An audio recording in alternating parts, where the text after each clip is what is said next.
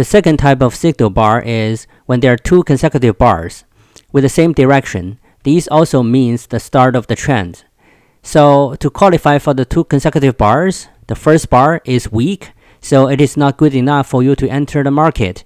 And then the second bar is at the same direction but stronger. So combining both bars, you will see a very strong bar at a higher time frame that you can enter at the top of the bull bar or the bottom of the bear bar.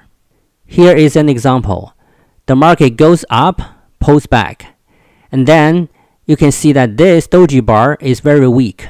The body is very small, so it's not a very good signal bar for you to go long, because this means the market paused there and the buyer and the seller are waiting to see which one will win the market.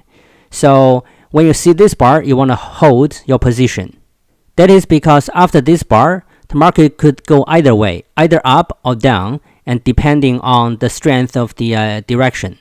And then later on, when you see this bull bar, it's a very good signal bar. And then combining with the doji bar together, you can see they form a very strong bull bar at a higher time frame. So this chart is 5 minutes. If you go to 10-minute chart, you will see these two bars combining together is a very strong and a good signal bar. So that's why you can enter at the top of this second bull bar.